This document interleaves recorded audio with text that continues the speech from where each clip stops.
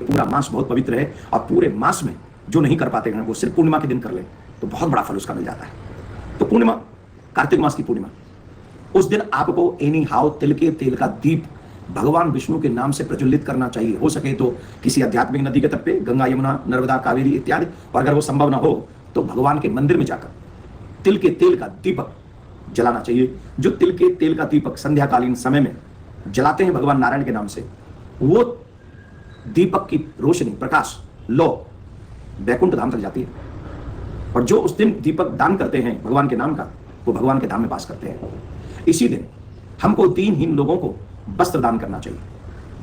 वस्त्र दान अवश्य करना चाहिए। जो व्यक्ति दीनहीनों को वस्त्र दान करता है उस व्यक्ति के जीवन में ठाकुर जी की कृपा बरसती है, क्योंकि जो किसी की लाज बचाता है, तन ढकता है, ठाकुर जी उसकी लाज बचाते हैं और ठाकुर जी उसका आवागमन मुक्त कर देते हैं।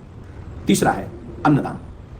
हो सके तो अपने द्वारा चाहे 2 ही लोगों को सही, जो असहाय हो, जो दीन हो, जो रोगी हो, ऐसे लोगों को भोजन कराना चाहिए, अन्नदान कराना चाहिए, पेट भर के भोजन जिमा देना चाहिए, उससे बहुत बड़ा फल मिलता है। दूसरा, चौथा है गौदान। इस दिन किया हुआ गौदान व्यक्ति को जन्म जन्मांतर के भवबंधनों से मुक्त कर देता है।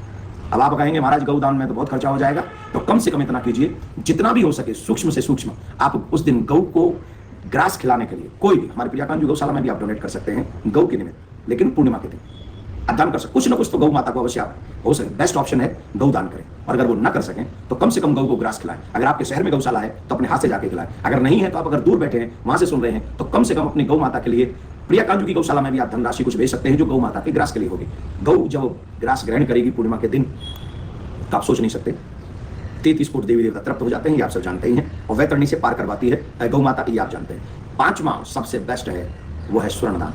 स्वर्णदान जानते हैं, भगवान कहते हैं धातुओं में मैं स्वर्ण हूं, और इस दिन जो स्वर्णदान करता है वो तो ठाकुर जी को, मतलब क्या कहूं मैं, वो तो अद्भुत कृपा बरसती है। अब आप कहेंगे महाराज स्वर्णदान भी बहुत महंगा है, कैसे संभव होगा? तो आप एक काम कीजिए, स्वर्णदान न करके कुछ धनराशि लेकर स्वर्ण के निमित्त वो ठाकुर जी के चरणों में समर्पित कर दीजिए और उसी से दीपदान करवा लीजिए। कुछ भी ऐसा शुभ काम कीजिए और उस दिन, मतलब पूर्णिमा, कार्तिक पूर्णिमा पे ज्यादा से ज्यादा माला करके उनको स्वर्ण समझ के वो प्रियाकांत जी को अर्पण कर दीजिए, अपने इष्ट को अर्पण कर दीजिए। जो आपको गुरु मंत्र मिला हुआ है उस गुरु मंत्र को, इससे बड़ा स्वर्ण कोई नहीं है, ज्यादा से ज्यादा माला गुरु पूर्णिमा के, कार्तिक पूर्णिमा के दिन करें, और कार्तिक पूर्णिमा के दिन करके अपने इष्ट, अपने गोविंद को समर्पित कर दें। इन 5 दानों को करने से क्या होगा? आज तक के जितने भी जन्म जन्मांतर के पाप हैं आज तक के, वो सब समाप्त हो जाएंगे।